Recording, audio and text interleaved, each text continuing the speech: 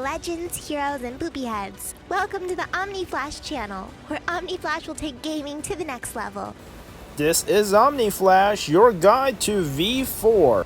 In this video, I'm going to tell you what to do. I'm going to go over all the new things in the update, so that you have a head start and know what to do. And I'm going to go step by step what to do in order to increase your combat power the fastest. There is good news and there's bad news. I'm going to go over the bad news as well. But first of all, I am at I'm rank 49. We're at server 1. I lead Eclipse, part of the Eden Eternal Eclipse, all together as one big family, Eden of Gaming. Now I am ranked 49 and I've only spent $20.97. Huge whale here. I'm basically just buy the monthly. That's all you have to do, and follow my guides. Now there is one thing that you have to worry about, and that we're going to go over the bad news really fast. The bad news is that the new region bosses, we do have some awesome brand new. This is the Vitten Highlands. The Vitten Highlands has a new boss, the Ice Queen.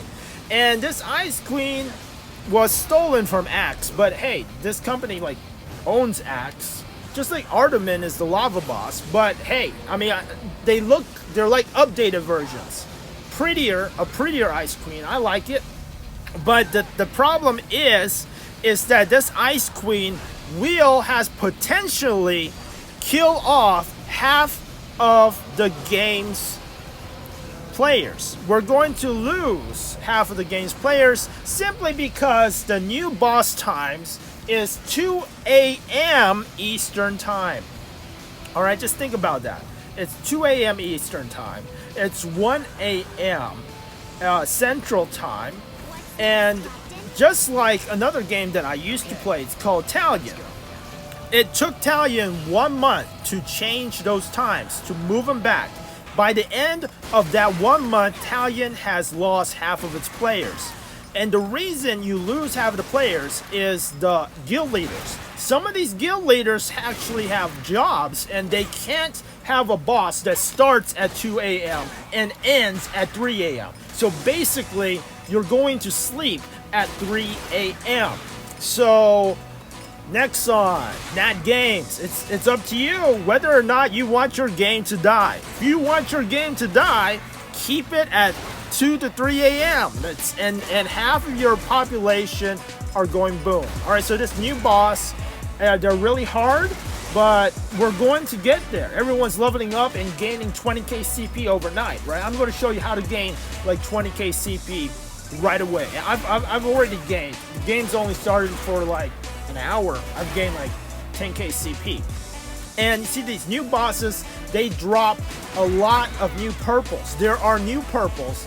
Once the guild leaders find out that the end game content with the new bosses, with the new buffs and everything, and you're getting these new marks, and you can get the new purples that are much stronger than BRELLAN, is 2 to 3 a.m. content. Once a guild leader dies, when a guild leader quits the game, the guild falls apart, and you got 50 people scrambling looking for another guild, and if they can't find a guild over the next 2 days, they're going to quit the game. And guild leaders aren't coming out of the ground anytime soon. Simply, there's not a real reason to lead a guild. So the ways to fix this is to give some sort of bonus to guild leaders. Guild leaders get an extra boost or something. Second, move the times back an hour. Move all the times back an hour. That's all you got to do. Move all the times back an hour. Or take all the easier bosses. Take Backdar, Denukes, Brokut, all of those easier bosses. Jam them all into the first hour. Jam all the easy bosses together, okay? Cram the first and second waves together. Alright, so we're going to do the imprinting. Alright, so you've seen the imprinting. I'm sorry, I've ranted a little bit too much, but it's sort of important that the game does not die. Alright, so most of your CP is going to be coming from this imprint stones. In order to get these imprint stones, you have a bunch of regular imprint stones. You have to go to the polisher in a major city. That's the first thing you got to do for this update. Go to the polisher of any major city and convert. I had 184k, and then just doing this will raise your CP by 7k. It's insane. You do have 2 new stones, so there's 2 new bosses. The first boss is going to be the Ice Queen, and then there's a second boss which we haven't seen yet, but we will see in the future. You do want to raise both of those stones equally, because as you get to higher levels of imprint, it costs more stones and it doesn't make sense to only focus on one stone. You want to focus and raise the imprint of both. So imprinting is going to be your main way to gain CP. What you want to do is be sure to send out your companions to all of the locations that provide the new dark imprint stones, such as the Deku Volcano, the Lunar Volcano, any place that you see that. Also do all the Abyss like Girl's Nightmare or the new Merchant Wish. Do all of those quests. Make sure to do anything that gives you these dark imprint stones. They're super powerful, get you a gazillion CP.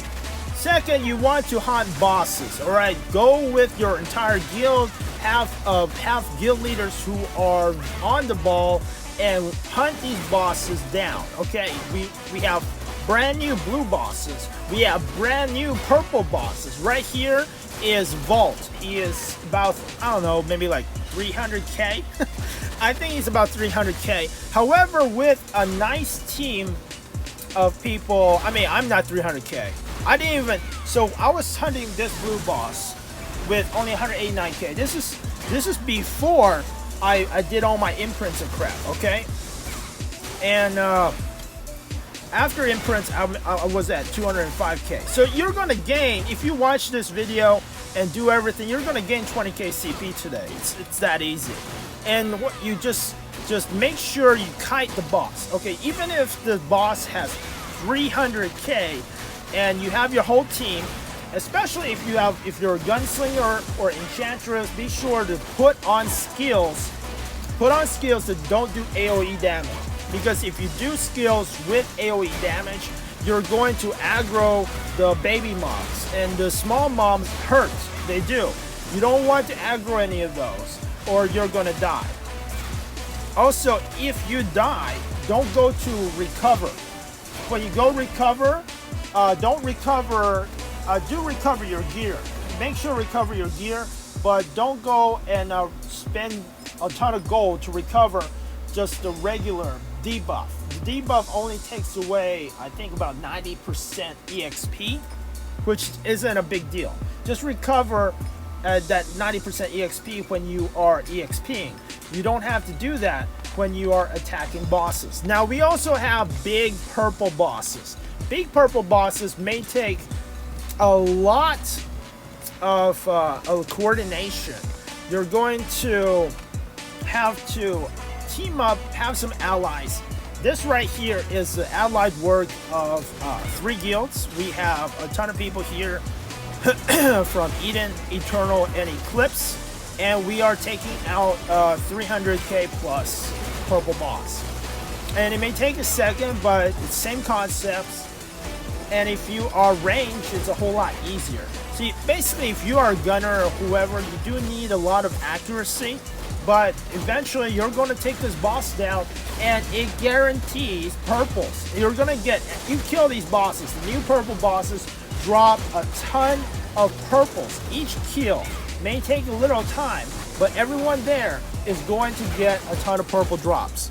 Now, I would recommend that your guild go ahead and mark down when these bosses die. You mark down, put it onto an Excel spreadsheet, put it down somewhere so that you know when the next time the bosses spawn.